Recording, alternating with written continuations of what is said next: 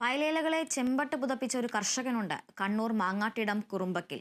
കർഷകൻ ജയപ്രകാശനാണ് 4 ഏക്കറിൽ ചെഞ്ചീരപ്പാടം ഒരുക്കിയത്. കാണാം ജയപ്രകാശന്റെ ചീരകൃഷിയുടെ വിശേഷങ്ങൾ. ഇതാണ് കർഷകനായ ജയപ്രകാശന്റെ മനോഹരമായ ചെഞ്ചീരപ്പാടം.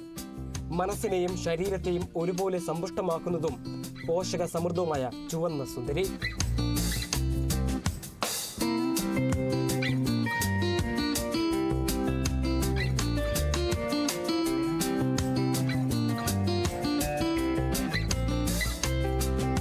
തിരുവനന്തപുരത്തു നിന്നും എത്തിച്ച വില കൂടിയ ബ്ലാത്താങ്കര ചീര പാട്ടത്തിലെടുത്ത 4 ഏക്കർ സ്ഥലത്താണ് കൃഷി ചെയ്തത്.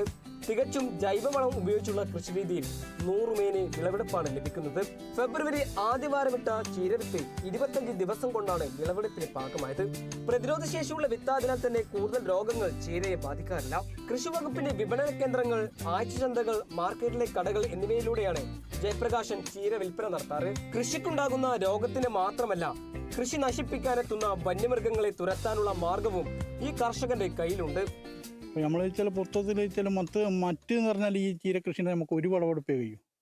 പണ്ട് നമ്മൾ ഈ 3 വിളവെടുപ്പ് നമ്മൾ പണ്ടല്ലേ ഞാൻ പച്ചക്കറി കൃഷിയിലേക്ക് നമ്മുടെ ഫാദറെ ഒന്നിച്ച് അങ്ങനെ ഇറങ്ങുന്ന ആ സമയത്താണ് ഈ 3 വട്ടം വിളവെടുക്കുന്നതല്ലോ.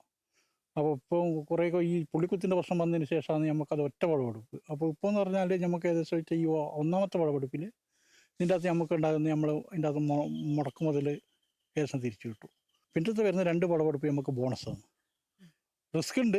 ഈ പുള്ളിക്കുത്ത് വന്നിട്ടുണ്ടെങ്കിൽ ഒന്നും കിട്ടൂല, പുള്ളിക്കുത്ത് വന്നിട്ടില്ലെങ്കിൽ ഇതാ. അപ്പോൾ പരമാവധി ഇപ്പോൾ വെച്ചാൽ നമുക്ക് ഇപ്പോൾ ഈ ടേമിൽ നമുക്ക് ഇതുവരെ വന്നു കഴിഞ്ഞിട്ടില്ല. 30 വർഷത്തിലധികമായി കാർഷിക മേഖലയിൽ നിറസാന്നിധ്യമാണ് ജയപ്രകാശൻ. കുടുംബാംഗങ്ങളുടെ പൂർണ്ണ പിന്തുണയും പ്രോത്സാഹനവുമാണ് വിജയത്തിന് കാരണമെന്ന് ജയപ്രകാശൻ പറയുന്നു. അതിനാൽ തന്നെ വിവിധയിനം കാർഷിക വിളകൾ കൂടുതലായി ഉൽപ്പാദിപ്പിക്കാനുള്ള തയ്യാറെടുപ്പിലാണ് ജയപ്രകാശൻ.